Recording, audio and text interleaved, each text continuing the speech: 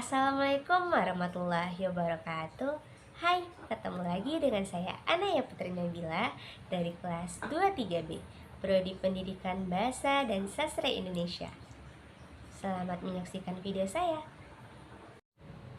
Pengertian teori hierarki.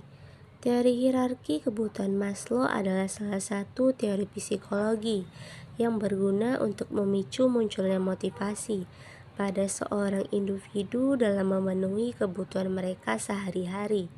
Teori hierarki kebutuhan Maslow diperkenalkan pada tahun 1943 melalui A Theory of Human Motivation melalui acara Psychological Review. Hierarki adalah suatu tingkatan atau susunan. Abraham Maslow menjelaskan bahwa manusia perlu memenuhi kebutuhannya dari yang paling rendah sebelum meningkat ke yang lebih tinggi, hingga dapat mengaktualisasikan dirinya. Artinya, manusia tidak akan bisa mencapai kebutuhan paling tinggi sebelum menyelesaikan kebutuhan yang paling rendah. Salah satu contohnya yaitu kebutuhan pakaian dan makanan. Teori hierarki kebutuhan Maslow pada novel Bulan di Langit Athena. Kebutuhan psikologis pada 3 tokoh. 1. Tokoh Queen. Ia ingin hadirnya seseorang yang mampu mengusir kesepian dan kesendiriannya. Ia ingin semua itu. Pemenuhan kebutuhan psikologis Queen terdapat pada kebutuhan seksnya. Ia ingin seorang pendamping yang selalu ada untuknya. 2. Tokoh Tiwi. Bapak dan emaknya menggeleng. Mereka bukan tidak setuju dengan keinginan anak perempuannya, tapi mereka terbentur soal keadaan. Mereka berdua seperti mayoritas penduduk Suberdadi lainnya, hanya menggantungkan hidup dari upah sebagai buruh untuk pengelolaan lahan hutan. Untuk kehidupan sehari-hari mereka kurang dari cukup. Tiwi sangat ingin meneruskan pendidikannya ke jenjang yang lebih tinggi, namun kondisi keuangan dalam keluarganya sangat tidak memungkinkan untuk Tiwi melanjutkan niatnya masuk ke sekolah menengah pertama. Untuk mencukupi kehidupan sehari-hari dan makan pun masih jauh dari kata cukup. 3. Tokoh Abby. Ia berada di tikungan yang memberi akses untuk menjelajahi surga dunia, sensasi narkoba, eksplorasi kenikmatan seksual, dan eksplorasi kehidupan malam. Dalam kutipan tersebut, Abby hanya mengejar kesenangan atau kebutuhan fisiknya saja untuk memenuhi hasrat yang ada di dalam tubuhnya. Menginginkan segala kesenangan yang membuatnya merasa nyaman dengan kebutuhan tersebut. Kebutuhan Abby akan rasa seksualnya yang tinggi membuatnya terus bergelut dalam kenikmatan kehidupan malam Prancis. Kebutuhan rasa aman pada 3 tokoh. 1. Tokoh Queen. Dan tanpa sadar ia bergumam lirih, Tuhan, apapun rencanamu, beri aku kesempatan untuk menyelesaikan tugas akhir sekolahku ini. Kegelisahan Queen mulai memuncak membuatnya tidak sadarkan diri. Ia terhanyut dalam pikirannya.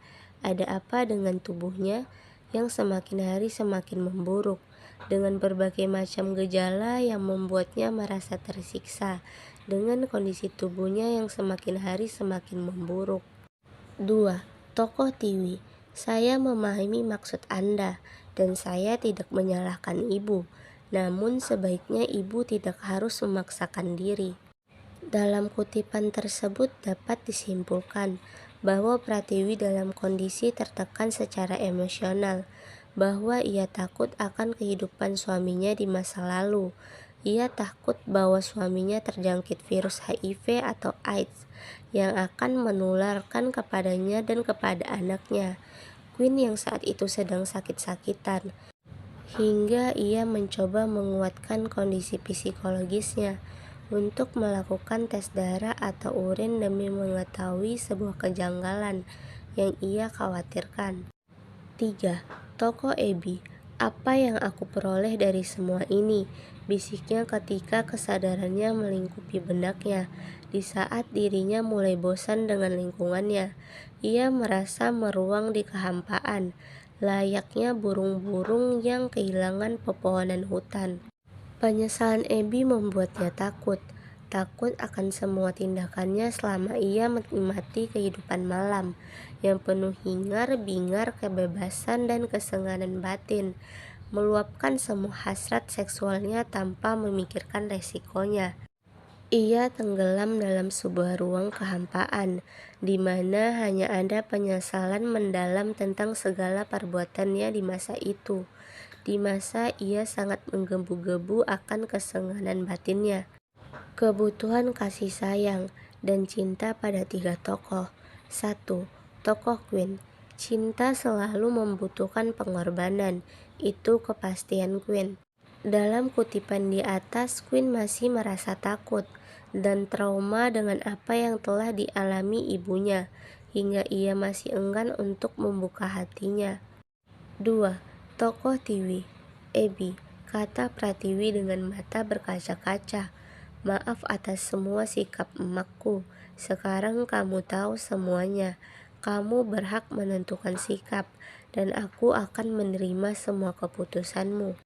Keinginan Tiwi untuk tetap bersama Ebi begitu kuat, hingga ia rela meninggalkan kedua orang tuanya demi seorang lelaki yang amat ia sayangi.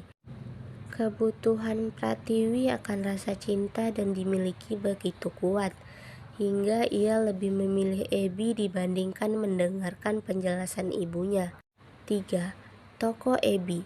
Hatinya tampak merona, bahagia ketika tiba-tiba mendapati Ebi mulai jarang keluar rumah. Cara dan sikapnya mulai berubah. Bahkan terkadang ia melihat Ebi seperti hendak berbicara dengannya. Namun entah mengapa Ebi mengalami kecanggungan, hingga sulit untuk memulai. Perhatian dan kekhawatiran seorang ibu sedikit-sedikit membuat Ebi tersadar akan hal yang merusak dirinya sendiri. Perubahan sikap dan perilaku Ebi berubah drastis, menjadi suatu hal yang membuat ibunya bahagia. Ia mulai meninggalkan dunia malam yang membuatnya terjerumus, dan sekarang berubah menjadi suatu hal yang positif.